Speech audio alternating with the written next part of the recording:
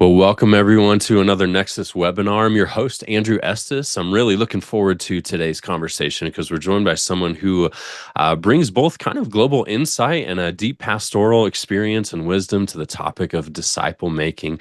My friend Cory Hartman serves as the global voice developer at New Generations, another organization. We had Roy Moran as a guest on the webinar earlier this year, so he works a little bit with Roy as well.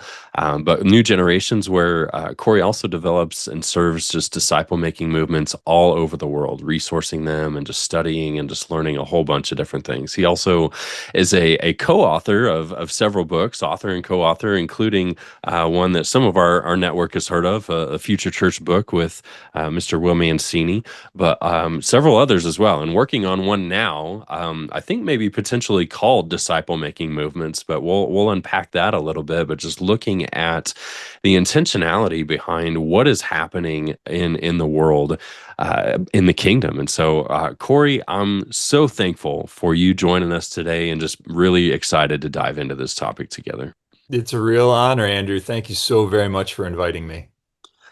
Okay, good. Well, if you would, I would love to just kind of unpack and just start out with just a little bit of your story. For those that are unfamiliar with who you are, give us a quick flyover, like who you are, where you're from, some of your experience in ministry, and what God's doing in your life now. For sure. Well, I was a local church congregational pastor of small churches for 13 years, 3 years in North Jersey, and then 10 years where I still live now in central Pennsylvania. And at the end of 2017, December 31st, 2017, it was a Sunday, and it was my last day in pastoral ministry. I stepped down from that church with no job that I was going into.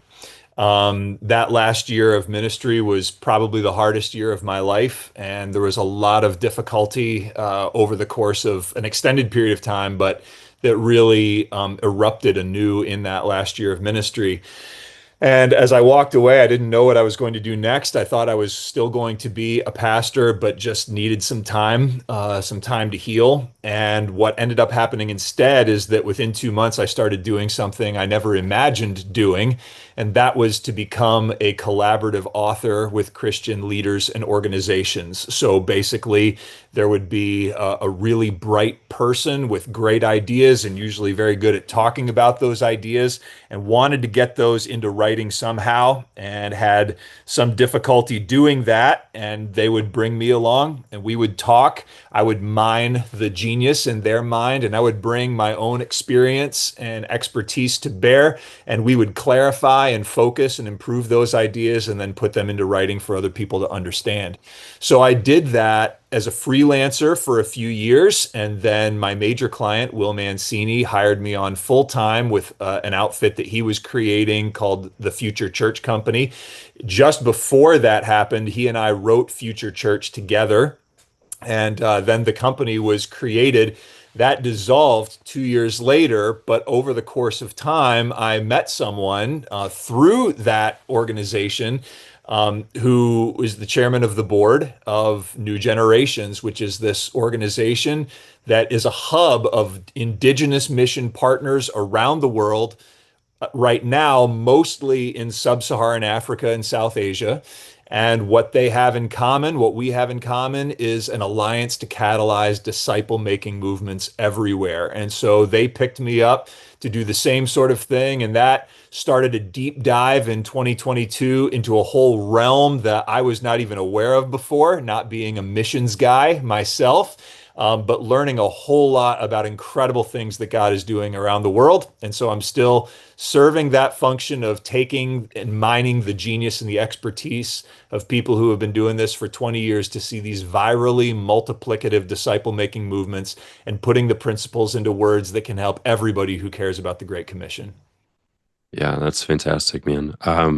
Before we dive into just some of the global perspectives and some of your learnings and things of that nature, I'd love to just kind of backtrack a little bit of just like in your pastoral ministry. I feel like over the last 10, 15, 20 years, like everybody has had not everybody, but there's so many just different pastors that have been in this like disciple making conversation where there was just this angst, this shift from just Sunday to Sunday ministry and program driven ministry to actual disciple making growth and seeing what that meant, what that looks like, and just having the passion and the drive to just say like, hey, what we were doing and what we have been doing maybe served its season in the past, but it's really not advancing the commission like we feel like it should be. And just so what was that like for you? What was that journey like? Or was that something? Or maybe you were just always all in it from day one and you were just fantastic about all of that stuff. But what was that journey like, or that shift like for you,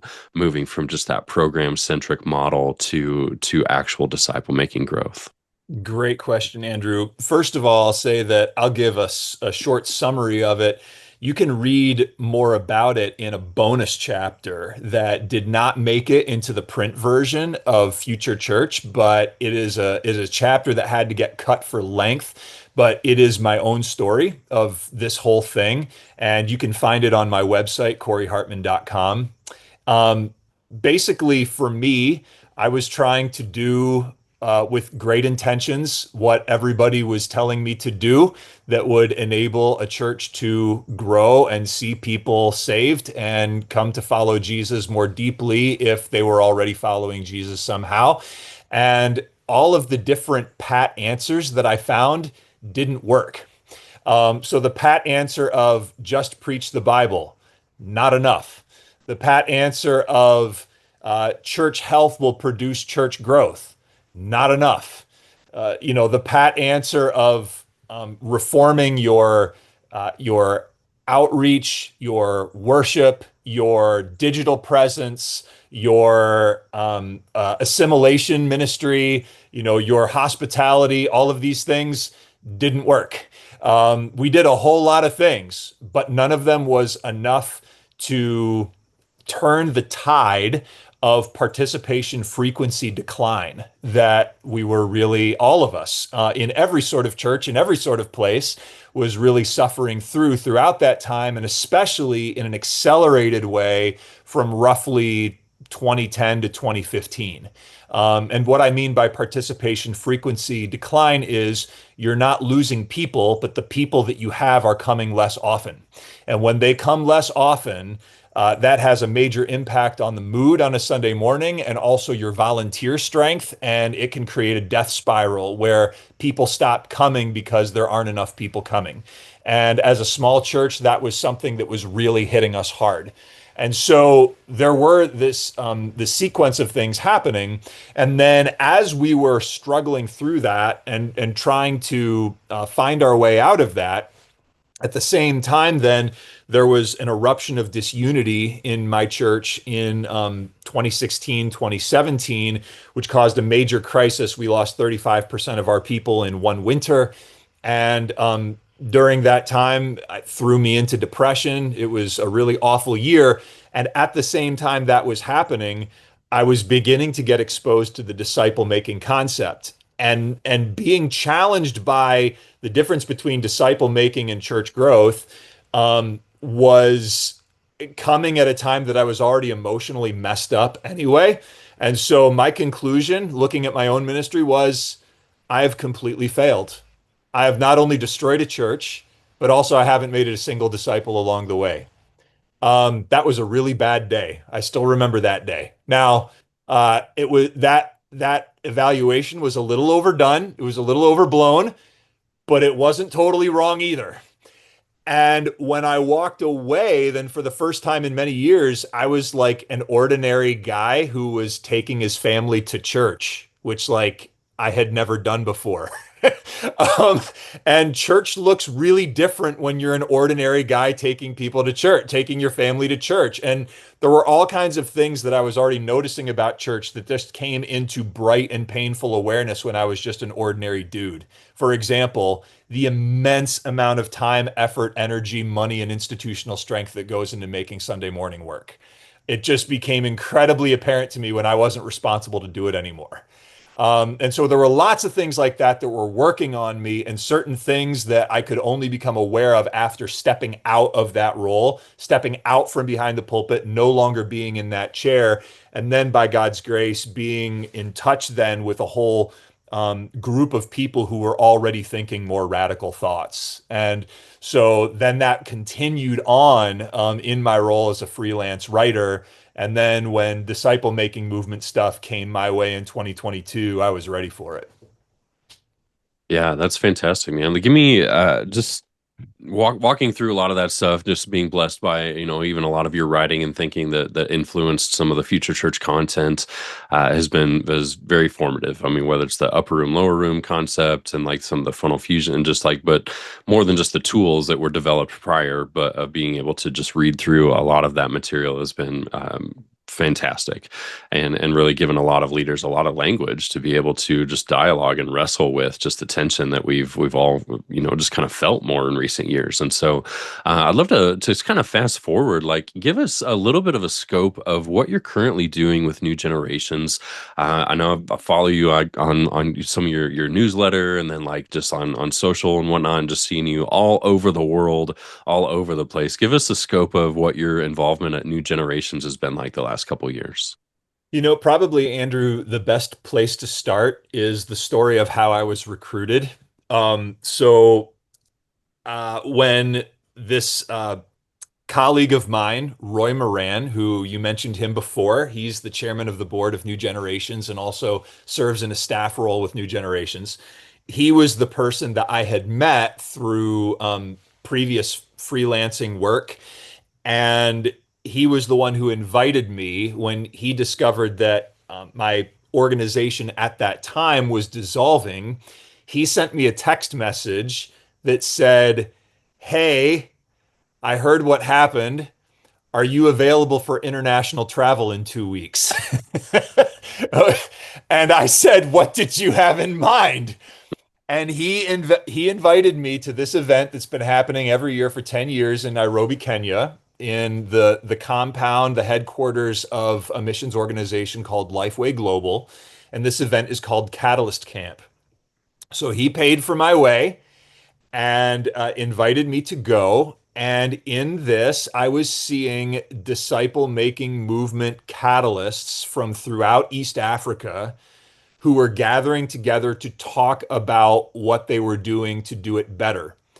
And it was in that I began to discover that the phrase disciple making movement meant something very different than what I thought it was. And here later in this webinar, I'll explain more of what that means. But for now, suffice it to say that my experience with that phrase up to that point, though I didn't realize it, was basically a rally cry slash marketing slogan. Okay. It's sort of like, we want to see a disciple making movement in North America, come to our conference. I mean, it was that sort of thing. It was a rally cry. It was aspirational. There was genuine heart and sincerity behind it, but there was not clear definition of what we were talking about. What I discovered was that going back to 2010, which in turn was resting on work that began to be published in 1999, outside of the church world in North America that I was used to, there were people in the international missions world who were actually using the term disciple making movement as a technical term with specificity. It meant something particular. It was actually a phenomenological definition of something happening, and also a label for a particular approach or strategy to get that thing to happen. And this Catalyst of Camp event was bringing people together who were doing that thing. And so here I was And I was meeting people doing things that I didn't even know were happening in the world, like the best kept secret on planet Earth. And met a bunch of people that this applies to, but let me tell you just the brief story of one. A guy named Mark. Mark, who is an ordinary church member who then learned about the disciple making movement approach, began to do it, was threatening enough to his pastor that he got kicked out of his church, kept doing it anyway. This is a farmer, by the way, in southern Kenya. And he began to create this chain reaction with others as a team that was seeing disciples making disciples making disciples manifesting as groups spawning groups that within the previous 3 years or 4 years of me talking to him had resulted in 3,000 brand new disciples made in these generationally reproducing churches.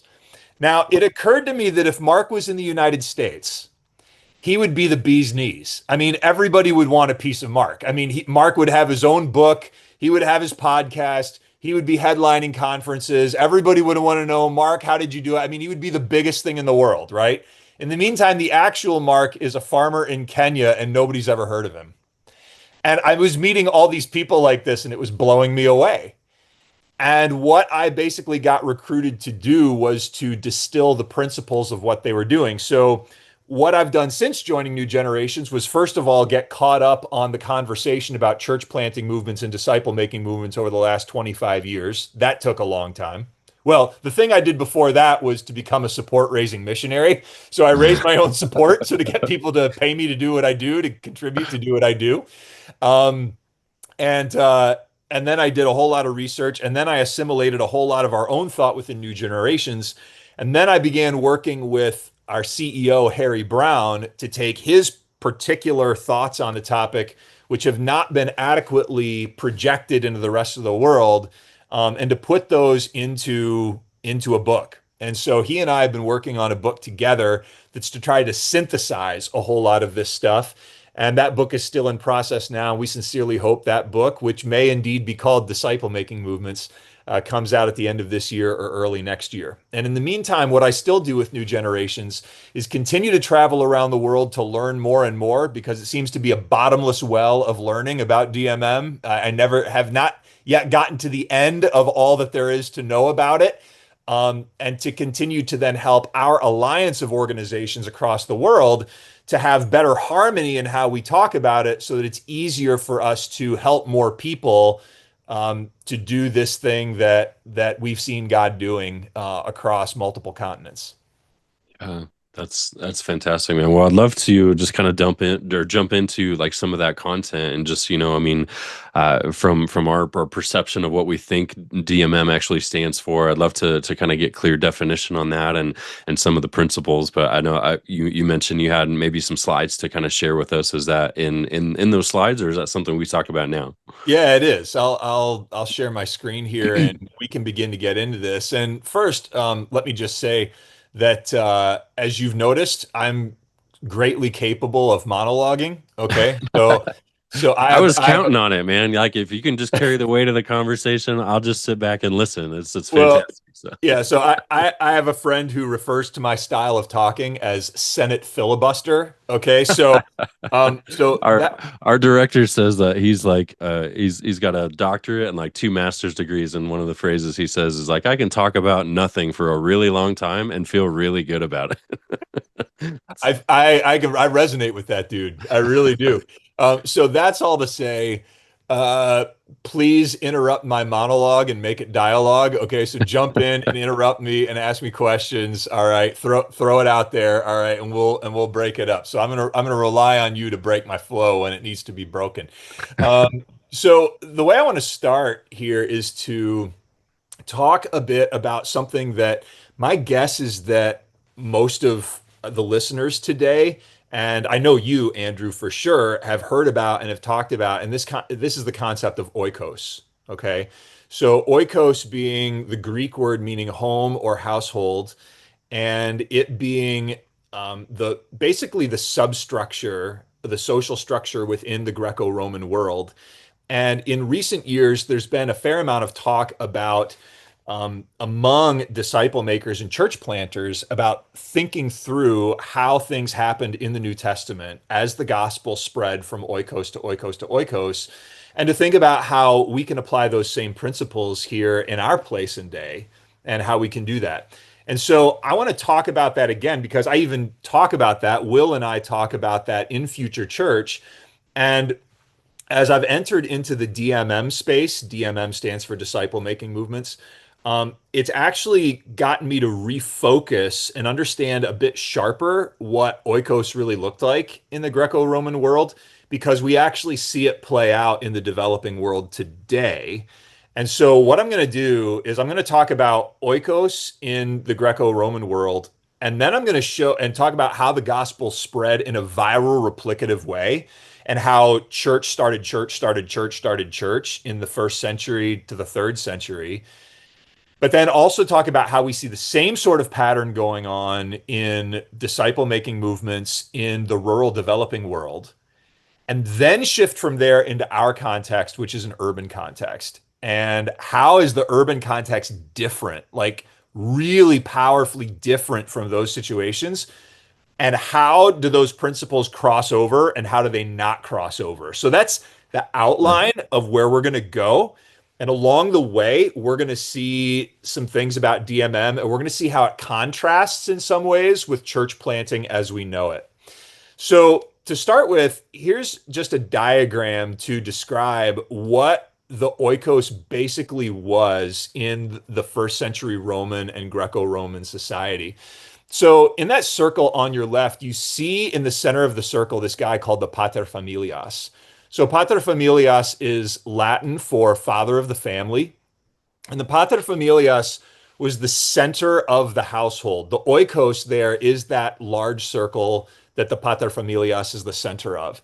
And that includes his wife, his children, his slaves. And as you can remember in the book of Ephesians and in the book of Colossians, Paul gives what are called the house tables, the so-called house tables, where he gives instructions about how those relationships should be in an oikos that's a Jesus following oikos. Okay. So he describes what should the relationships be, how should the paterfamilias treat his wife and vice versa, his child and vice versa, his slave and vice versa. And then we also see this character on the edge of the circle called the client. And the client is sort of in the oikos and sort of not, because the client is a paterfamilias himself, but he is less powerful and has less wealth and has less resources than the paterfamilias. And so he's in an unequal relationship where the paterfamilias does favors for the client, and the client, to the extent of his ability, does favors back to the paterfamilias. But the main thing he does is show loyalty and give praise and honor. And if you want to see this illustrated really well, just watch the first scene of The Godfather, where Bonacera, the undertaker, is talking to Don Corleone. Okay? Because that is an illustration. Don Corleone is the paterfamilias, Bonacera is the client, and he is coming to Don Corleone to ask for a favor. And that is the relationship that you're seeing played out there. So this is the oikos. Now, the paterfamilias also then is a member of a social circle of his peers, and you see that on the right. These are all sorts of different paterfamiliae, familiae, who are in his city, and these are all peers, and they relate to one another. Now, in the circle, they're all equal, but in reality, they're not all equal. Some are more powerful than others, right? And some, their oikos is larger. They have more slaves. They have more wealth. They have more clients. Others, their circle is smaller. They have no slaves. They have no clients, and everywhere in between. But this is basically the social structure of the Roman world. So here's what happened when the gospel entered this space. When the gospel entered the Roman world, then the gospel, if it was accepted, if it was embraced by a paterfamilias, then that paterfamilias would then spread the gospel within his oikos, and it would take over the oikos. So, for example, we see this in Acts chapter 16 with the jailer in Philippi. He brings in Paul and Silas. We actually see it twice in Philippi. So I should go back. First, we see it with Lydia. Lydia, even though she's a woman, is actually functioning as paterfamilias of a household. And that did happen from time to time. And she was a businesswoman who is capable of doing that. But then we see the jailer who, after the earthquake, and he's about to kill himself, then Paul says, "Don't kill yourself. We're all still here." He falls at their feet. He says, "Men, masters, what should I do to be saved?" And Paul says, "Repent in the name and believe in the Lord Jesus Christ and be baptized, you and your household." And so that all happens in one night. Okay. And so it's not as though Paul was, praying the sinner's prayer individually with each of the people in the household. That's not what it was. The jailer said, "I'm into Christ." He looks at his oikos. He says, "We're into Christ. We're all doing it." And so that happens. And so once that jailer then comes to Christ and his whole household does, then that jailer is now taking that to all of his peers. Well, imagine that you're not the pater familias. Imagine that you're one of the other people in the household. So imagine, for example, that you're a slave. Well, if you're a slave, then what are you doing once you come to know Christ? Well, for one thing, you're telling your fellow slaves in the household, and you're also telling your master, and you're also telling his wife. And it may be that the master comes to believe through you, his slave. It may be that his wife comes to believe, and then she works on her husband, and then he comes to believe. So it ends up working that way. But once it turns the key on the master, on the husband, then it affects the whole rest of the household. In the meantime, the slave also has a social circle, as on the right, and that's slaves in other people's households. So he's telling other slaves in other households, and they're coming to know Jesus, and then they're doing the same in their oikos that he's doing in his oikos. But it all ends up turning on the paterfamilias. But once it does, then that domicile, like that oikos, it becomes a church. Like it becomes a meeting. But then also all of the different meetings throughout the city, they together become a meeting. And even if they're not a meeting because it grows larger than anyone can host, still that whole network of all of these Christian oikoi throughout the city, that is the gathering, that is the church. So that's how it worked in the first century. And it was through these networked relationships, these networked oikoi, that the gospel spread throughout the world. Well, the really cool thing that I discovered is that's still happening today. That's still happening right now in the developing world, especially in rural areas. Now, imagine that you are a church planter and you are going into a village in the developing world. Okay. Now, these circles that you see, these are families. And when in developing traditional cultures, in traditional cultures, when they talk about family, they don't mean what you and I, Andrew, mean when we talk about family. Like when I think about family, I think about my wife and my kids who live in my house. And then beyond that, they are my extended family, right? That's not how they think in traditional societies. The extended family is your family, okay? And so it's very family based, it's very clan based. And so a church planter goes into a village.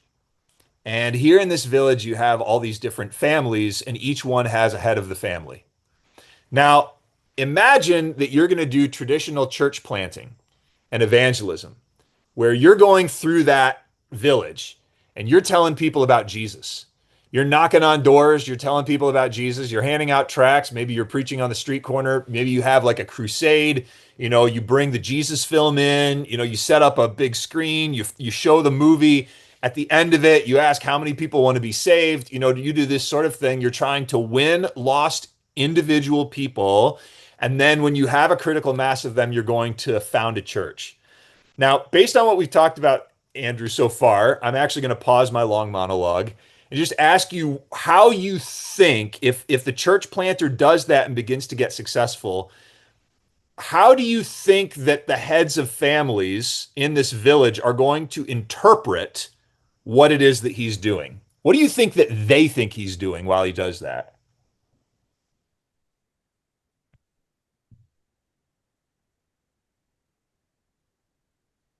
Uh, that's that's a good question, man. I'm actually not 100% sure. Okay. All right. Well, here's one thing they're going to think that he's doing is they're going to be suspicious of the gospel he's preaching in general, right? You know, if it is disrupting what they're already believing as animists or as Muslims or as Buddhists or as Hindus, then there's going to be issues right there. But there's something else that also creates wariness, and that is this. What they see the church planter doing is waltzing into a village where there are already circles and basically announcing, I'm creating a new circle.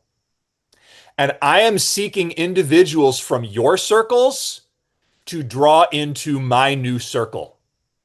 Now, Interesting. how do you think that comes across? I mean, that's pretty threatening, right? Here's this guy from someplace else who's actually coming to like poach people from my circle.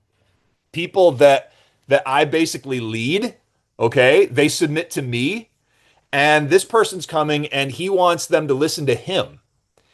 And that sets up a power struggle where, say, the son in one of these families says, I believe in Jesus. And the father says, what? You're going to listen to Yeah. this guy over me? Or the wife says, I believe in Jesus. What? You're going to listen to this guy over me, your husband? And then that is where the conflict really rises. That's where persecution rises. That's where these individuals can be beaten and forced to try to comply. Many of them fall away under persecution. And in some cases, those who will not fall away under persecution will be banished from their household. You know, they will be kicked out and they're gone. They're a man without a family. They lose all their family and all their friends all at once.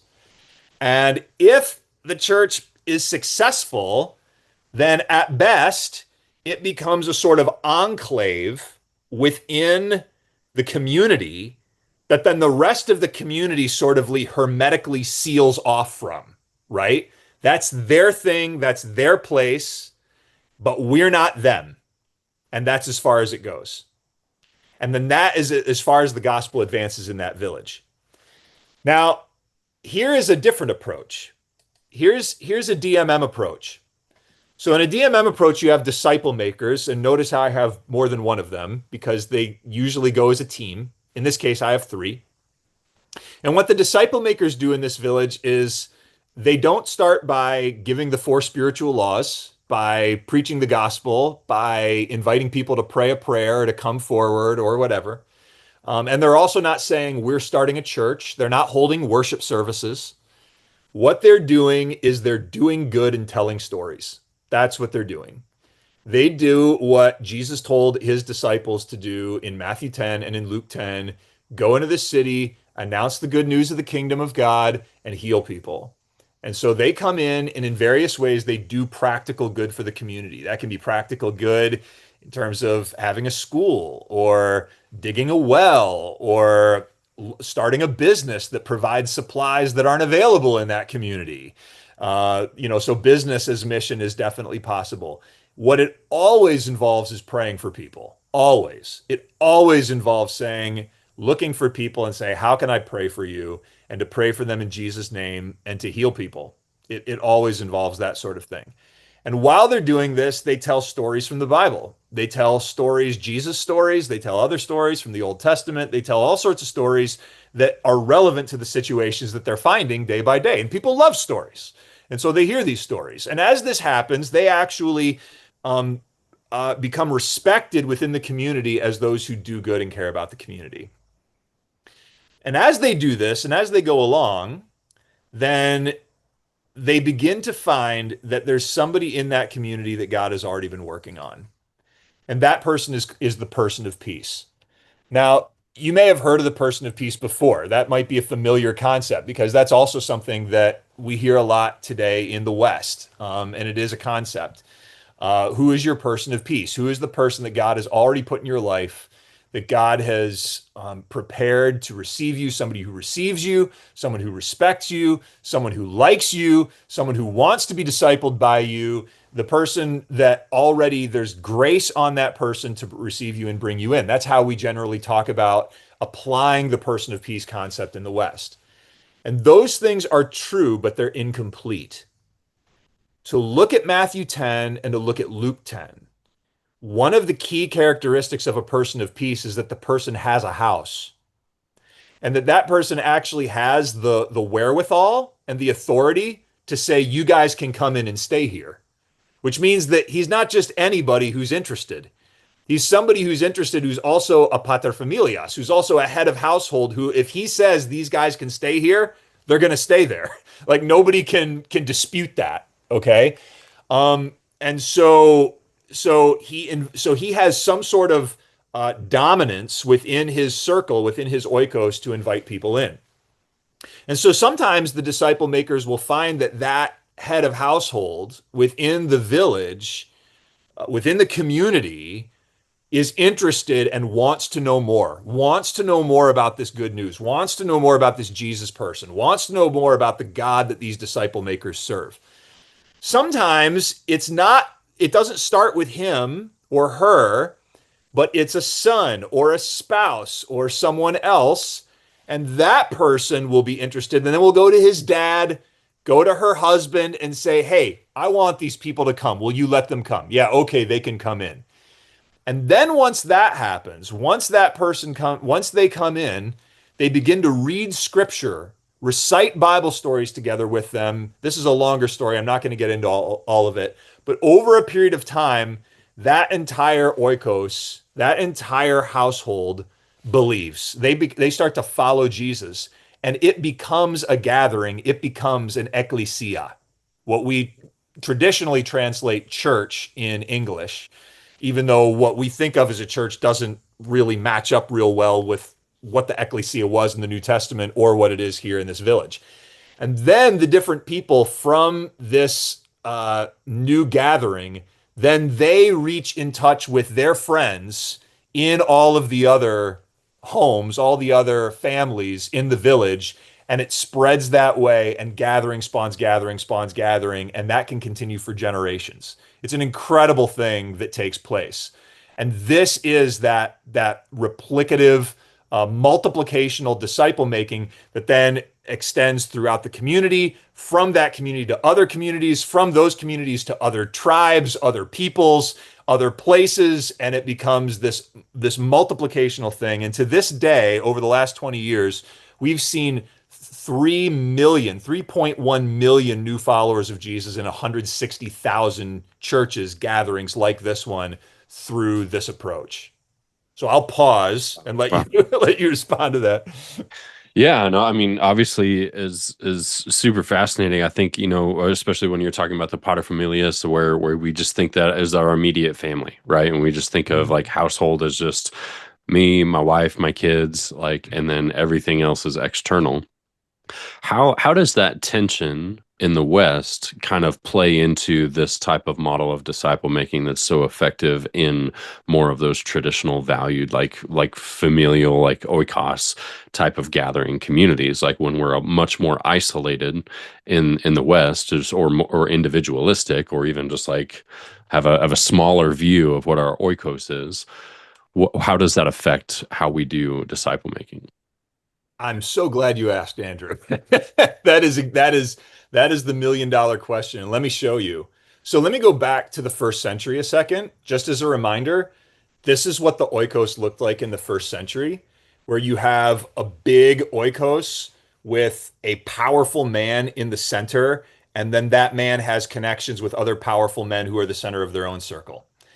Here's what relationships look like. Here's what the structure of society looks like where we live. It looks like this.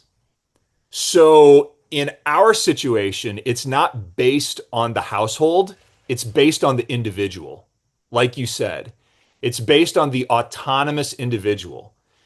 And rather than the individual being a part of one major circle that is that person's life, whether he or she is the center of that circle or not in the center of it, instead, we have the autonomous individual who's a part of multiple circles. There's a lot of circles that we're a part of. I got this person here. I got my family circle. I got my work circle. I got my kids' sports team circle. I got a couple of different friend groups, and I'm a part of each of them. And none of them is nearly as powerful or life defining as like the single circle that the first century person was in, or that the person in a traditional culture is in. And in the meantime, I have all of these one-on-one friendships. I got these one-on-one relationships that are hither and yon and all over the place that like isn't part of a group. It's just this one guy or this one gal, this one person. And by the way, these groups also, especially now, and definitely the individuals, they're not even local. Like some of Yeah. them are local, but some of them are like all over the country or all over the world, right? So it's like massively geographically distributed. And while there can be some overlap among these circles where some of these people know each other, a lot of them are like massively fragmented where nobody knows anybody else and the only link is me. So this is the reality of urban society. And the West is thoroughly urbanized. I mean, it's so urbanized that even rural areas are semi-urban from a global point of view. Like what I like to say is if you can get in your pickup and be at Walmart in 30 minutes, then you're urban from a global point of view. Okay. You're kind of semi-urban, but you're still not rural from a developing world point of view. And so this different social structure radically changes things. So what does this end up looking like for church planting? So for one thing, if you're the church planter and you're in the middle of this, here's what you're typically doing. Once again, like I described with the church planter in the developing world, you're basically trying to create a new circle in the middle of all the other circles that already exist and that people are living their lives in. And you're trying to persuade people to join your circle that is this new circle that you're starting out. And doing that in the West has a combination of opportunity, disappointment, and threat. The opportunity of it is that, especially if you're operating in a place where there's still a pretty high degree of cultural Christianity, is that you actually can draw in some people's families or social circles that way. And the reason for that is that if God is working on somebody and the Father is drawing somebody to the Son, and that person is living in a society that's still culturally Christian, then the first thing that comes to their head is, I need to go to church. Okay. So like that's still present in largely culturally Christian regions or communities in different Western cultures. I need to go to church. And so there still is opportunity to draw people in that way. There is, however, disappointment that is a possibility too because of the threat. You still are a threat. If you're a church planter, you still are a threat. It's not as severe a threat to the center of the circle in the West or the center of the circle in an urban environment as it is to the center of the circle somewhere else, because there's probably not going to be beatings. There's probably not going to be radical exclusion.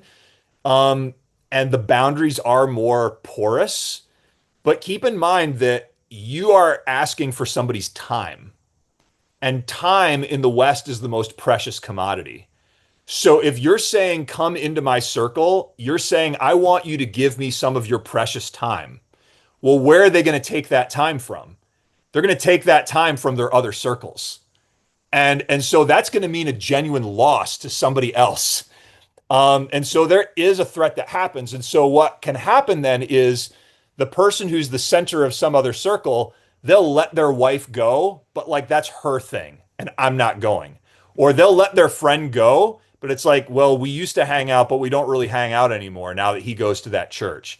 And so even if you succeed in growing your circle, what you can actually do is actually wall it off from the other circles that you would love to get into, who now are like, well, I lost my friend, I lost my spouse, I lost my kid to that other thing. And you become limited as to how much you can touch your community. So that's the danger, that even when it works, it doesn't work. Okay. So what do we do instead? Well, it's half baked. We're still experimenting. We don't have perfect proof of concept yet, although we're getting closer. And I heard some great examples last weekend of getting closer. But I'll show you some things that can happen if you try to take a more DMM approach to planting the gospel in a multiplicative way. The one thing is, persons of peace do still exist. That's the best case scenario.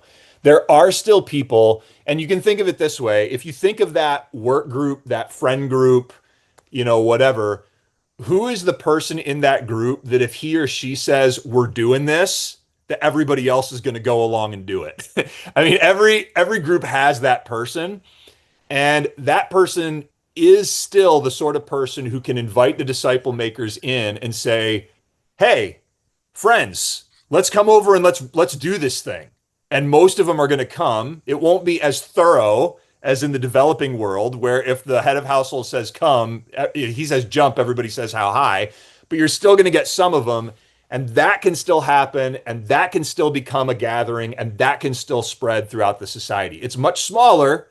Now you're looking at a circle of like 4 people rather than 24 people, but it can still happen. The second thing that can happen is the lonely people. So we have a lot of lonely people in the West who, frankly, they're not a part of anybody's circle. They're super lonely people. And if you're making disciples and you encounter a lonely person who doesn't even have a circle, and the Father's drawing them to the Son, well, you're not going to start a replicating disciple making movement through that person, but you can still disciple them, and as you draw in some of those lonely people, you can form a new circle of these lonely people who now have a home that they didn't have a home before. And you're not threatening anybody else, because nobody else is losing them, but you're drawing them together into a circle of lonely people who have now found a home, and they found that home in Christ. So that is still a realistic thing that you can totally do, and that we have to do in the West. And then the third thing is, what if you are the person of peace? Okay. So in other words, that person who's like the center of the circle that everybody, listens to, you might be that in some circle. Like, you might be the person in a friend group who, if you say, we're going to this thing, that everybody goes. And if you are, recognize that and leverage that to do discovery Bible study, which is another topic. But to do that and turn your gathering, your social circle into a gathering, not as the nucleus of a new church, though you could do that, but as the vehicle then to send all of those people out to enter into other social circles. So those are 3 Yeah. different like avenues or options you can take to apply these principles in the West. So you referred to kind of our basic definition of what we typically define like a person of peace as somebody who's like open to receiving the gospel, more or Mhm. less. Yeah. How would you give a better definition of what a person of peace is today? Is it just somebody who is basically an influencer, or somebody who has the potential of opening a network of gospel influence in other circles? Or how do you just give me a simple, clear, better definition for a person of peace for us? It's the combination of both of those things. It's those two things together. In fact, Harry Brown, the guy that I'm helping write this book, um, he has a great way of phrasing it. He says a person of peace has 2 things: spiritual interest and community influence. Those are the 2 attributes of the person of peace. That's good. In a very often in a Western or urbanized situation, that community influence might be very confined. I mean, it might be a micro community of 4 or Yeah. 5 people. It might be a gang, it might be a clique, right? Whatever. Or it could be a lot larger, right? That's also very possible. I mean, you could be the owner of a small business that employs 30 people, right? Um, but it's the combination of spiritual interest and community influence. That's what makes somebody a person of peace. If somebody has spiritual influence, you want to lead that person to become a follower of Jesus, period. But if that person has community influence also, then the way to do it is not to draw that person into your circle, but to enter theirs Yeah. and allow that person to continue to lead their circle, but now do so leading that circle to Jesus, even as they themselves are being led to Jesus. Yeah, and this is because I would even think even in the more traditional type of culture and mindset, when you have like that oikos, the paterfamilia, just that circle that then becomes like the house, like the ecclesia, it's easy for that to just remain right there. Just the That's right. same as our church like pulls people from their oikos just to create our own, and it's easy for us to just remain right there.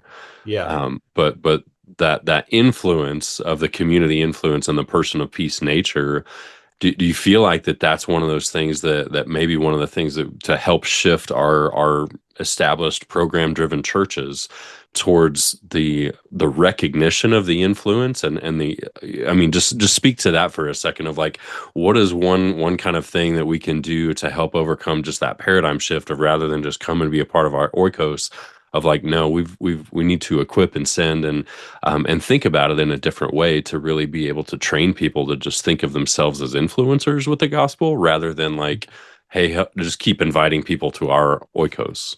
Yeah, that's a great question. And it's so true, Andrew. I do think that thinking about things this way can open that up. And yet there's another piece too that's really important having to do with replication. And the reason that replication is so important is because to use the upper room, lower room illustration from Future Church, it is totally possible to recreate the lower room in the living room. I mean, like that is Mm. completely possible, right? I mean, That's so good. you can have your house church that is like this like low overhead, super communal, lightweight, low maintenance thing that's still basically just lower room because we've got our personality, place, people, and program that we like, and it just happens to be here on a Sunday morning in our pajamas. I mean, so like so that house church by itself does not give you the upper room, not in any way, shape, or form. There Mm. still needs to be that mission drivenness and there still needs to be replication. So, what we mean by replication, we at New Generations, we're increasingly using replication as our favored word above multiplication. We still say multiplication. We're not anti the word multiplication. But the reason that we like the word replication better is that what we mean by it is that the process goes with the gospel. So it means that when I am making disciples, I am not just passing the message to them, but I'm passing it in a capsule that actually is a process that they can and will repeat with other people. So our vehicle of doing that is something that maybe some of our listeners here today have experienced, but it's something called Discovery Bible Study, or the initials are DBS. And there's a bunch of different very legitimate variations of DBS. It's not just one thing, but there are certain things about it that are essentials. They're like the load-bearing walls that if it doesn't have these things, it's not a DBS. And and one of those is it's basically a sequence or a series of questions that in its absolutely ultra distilled form is taking a passage of scripture and say, what does it say? What does it mean? What will you do about it? And who will you tell? That fourth question, who will you tell, means that you're going to repeat this story that you learned to somebody else. As you do that during the week or between sessions, sometimes the people you tell will want to know more. And at that moment that they want to know more, the person who is telling them has a choice. The one thing they could say is, well, why don't you come on Tuesday? Because we're going to do this again and you could hear more. They could invite to their own. That is not replication. Replication is, why don't you get your oikos together? I'll come to your place and we'll do it there. That's replication, right? And so the process goes with the gospel. It empowers every single person who hears, ordinary people, illiterate people, people who are uneducated, people who aren't super charismatic. They're not that smart. They're not that influential. But to the extent that they do have influence with a friend, they can enter into that person's circle and repeat the process that was given to them. When that replicational approach to gospel transfer is going along, that's when it can really go viral. That's when it can really extend to generation upon generation upon generation upon generation of disciples and gatherings. Yeah, that's super interesting, man. I know we're running short on time, but I just ran into this issue. I think just even this week in my own context. But what do you? How do you help leaders overcome the tension of kind of it's basically just releasing that authority? I mean, you guys talk about it a lot in the future church content and things like that, but just being able to entrust somebody to go and do this. Maybe they're not, I mean, we have all these like stipulations of like what we require for people to be like hired in ministry and stuff like that. And sometimes we just put that on other people. Have they been to Bible college? Like, do they know XYZs or like household in order and all? I mean, just almost like elder level like qualifications that we just put on the basic like person that might be sharing the gospel or like being able to lead a DBS. What are some things that you've kind of noticed to help kind of break down maybe some of those presuppositions or the tension of releasing that authority? Well, a big part of it, Andrew, is determining on the front end that your process is for sharing the gospel is going to make the Bible its own content expert. So it's to make the Bible the teacher, not the person, the teacher using the Bible. So I've had a heck of a lot of education and a heck of a lot of practice being a teacher who uses the Bible to teach. And I found that that's a different thing from the Bible itself being the teacher. So when the Bible itself is the teacher, that is taking scripture. And to be fair, it's a particular passage or sequence of passages of scripture that has been chosen by somebody wise who has a good idea of what would be a good set of scriptures that altogether would present the gospel. Okay, so there is an art to that. That's not something you want to just hand off to anybody. But with that set of scriptures being determined, that then an ordinary person with a set of scriptures and a process that can be facilitated then is capable themselves of taking that, leading a group of people through the process. And again, it's through a process, it's facilitating a process. It's not explaining, it's not answering questions, it's not telling anybody anything. It's just saying, I have a story, I have a set of questions. We're going to read the story. I'm going to ask the questions. We're all going to answer the questions. My only job is to keep us on track with answering the questions, but that's it. Nobody has any answers. All of our answers are just seeking in the text itself. What does it say? What does it mean? What am I going to do about it? Who am I going to tell? And that's it. Yeah. And what I've found is that a a person whom God is working in and drawing, who does not know very much, if God is working in them, is quite capable of doing that thing. Now, as things develop, does that person need coaching? Yes. Do they need mentoring? Yes. Do they need more training? Absolutely. Do they need teaching? For sure. But instead of the slogan of lost people found, found people formed, formed people sent, the DMM approach is lost people found, found people sent, sent people formed. They're being formed in the sending. Those things are Wow. happening simultaneously, not sequentially. That's fantastic. Well, dude, in full like inductive sermon style, I we should have hit this right up front, but I would love to get it from the guy who wrote the book or is writing the book in partnership. Give us as succinctly as you can, a clear definition of what is a disciple making movement, because it is a buzzword, like we've been just talking about it and for the last 15 plus years, and like everybody talks about wanting to launch a movement and start. Like in your experience, in your understanding, in your research, what is a disciple making movement? The idea, the framing that we are increasingly coalescing around is that a disciple making movement is first and foremost a chain reaction. It is a chain reaction of ordinary people who are making disciples who obey everything Jesus commands through their natural social networks, shown up in, resulting in generations of gatherings spawning gatherings. And this chain reaction maintains its quality without depending on the people who started it. That's a disciple making movement. That's fantastic, man. Well, Cory, dude, thank you so much. I could sit here and talk to you for hours and just listening to stories and all the things, but I'm so grateful for just who you are, your contribution. Can't wait for the new book to come out, and would love to have you and Harry, or just Harry, or whatever, come back in maybe next year when that book comes out. Would love to just kind of continue to unpack these principles with you, man. Thank you so much.